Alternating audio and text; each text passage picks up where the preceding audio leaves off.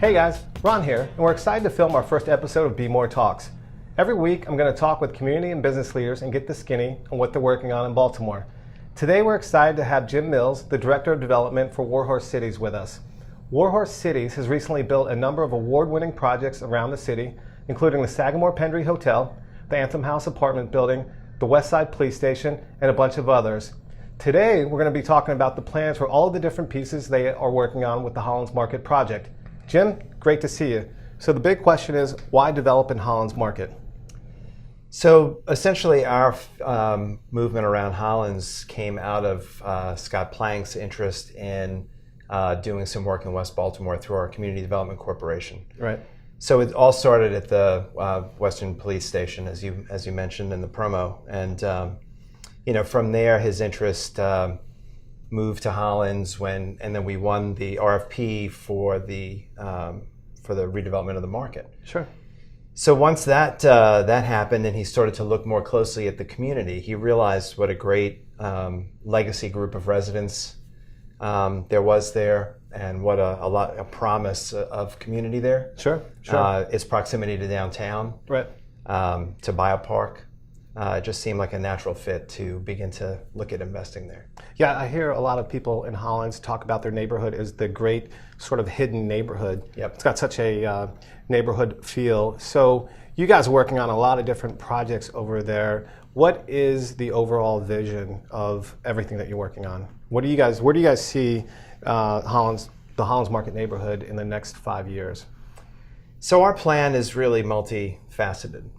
We have been engaged in a vision plan, which starts to begin to look at stitching together all of the different facets of the community and the sort of physical pieces of the community, right? So if the market is the epicenter of the community, how do we begin, excuse me, to make that a place again? So the market and winning the RFP on the market was the first piece. Sure.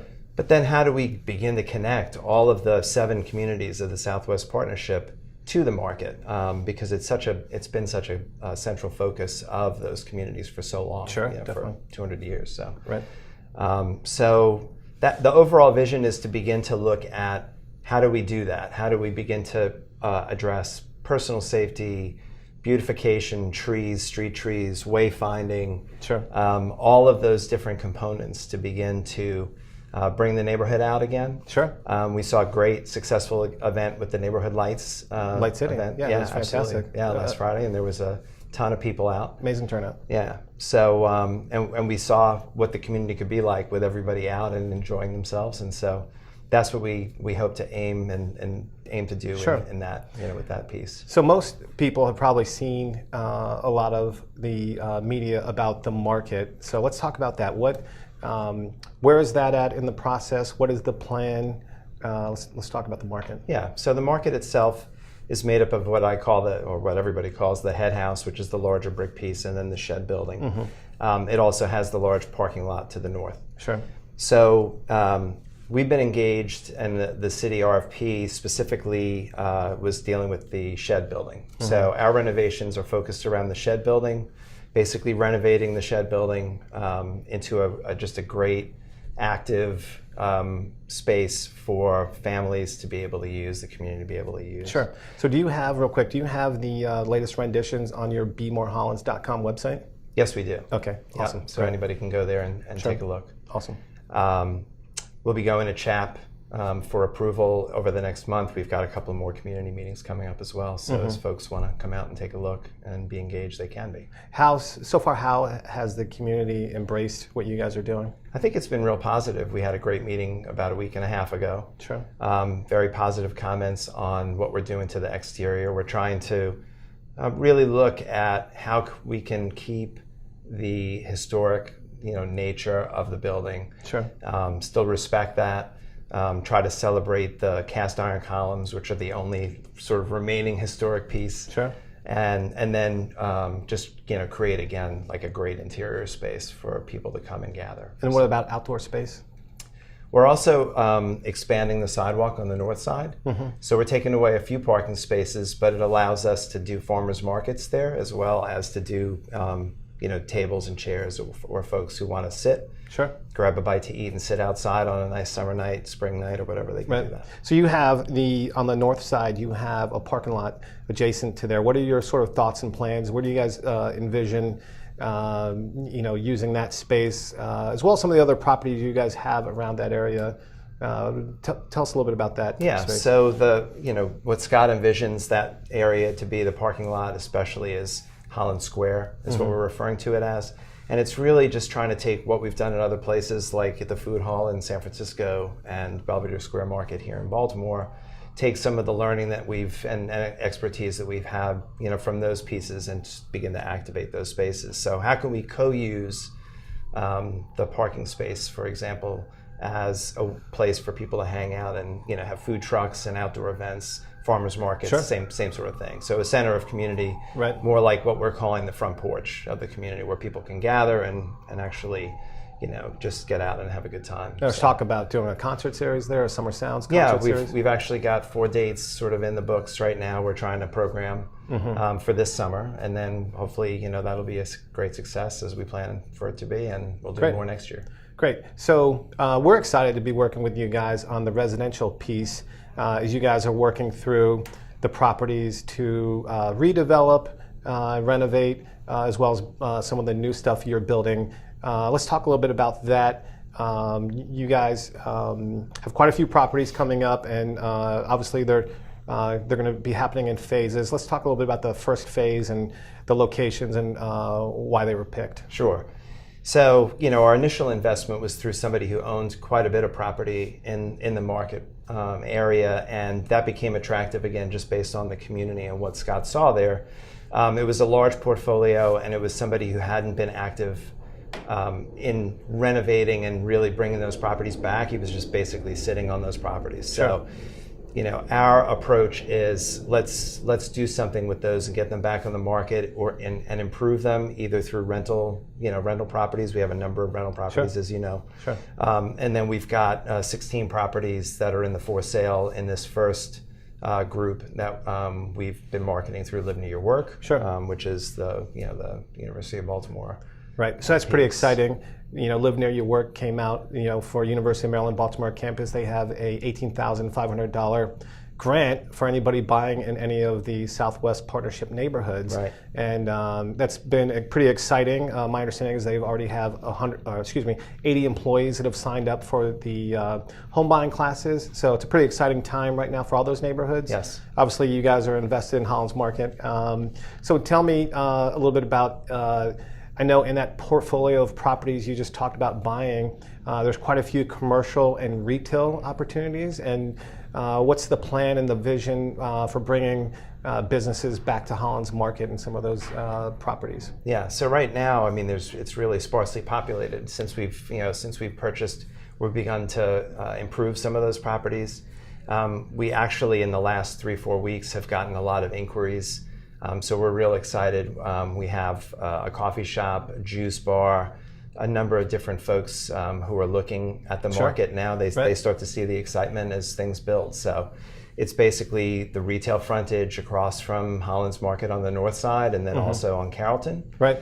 And so we're starting to build the relationships and figure out what's the right mix of vendors there that will complement what we're doing in the market itself. Sure. No, it's pretty exciting. So just so everybody gets a good idea of timelines, the first phase of the available residential properties are being marketed now, but let's talk about the market and where you see, where that is, how long it's going to take, when it's going to be finished, and then all of the other opportunities, the commercial, the retail, are they all available now? Give us kind of the big picture schedule. So big picture schedule-wise, we're hoping that we're going to get through a contract with the city on the market. That's the first piece, and that's going to happen in the May timeframe.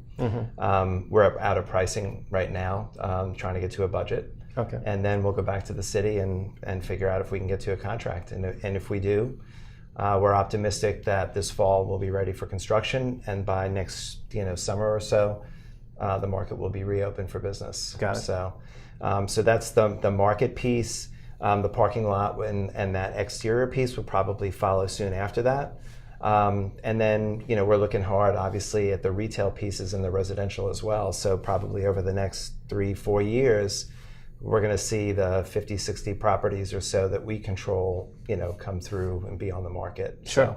Awesome. Now, what is the range of sizes available for the commercial opportunities? So the commercial piece, just the market itself, we're looking to be as flexible as possible in terms of the layout of the space. And we're just hiring a retail consultant to begin having those conversations in more detail in terms of what's the right mix in terms of the vendors. Sure. We're trying to make that market be a little bit of everything. We want to be cognizant of the fact that we have a group of residents who still want a public market, right? I mean, sure. it's been a public market for so long, right. and we wanted to maintain it as a public market.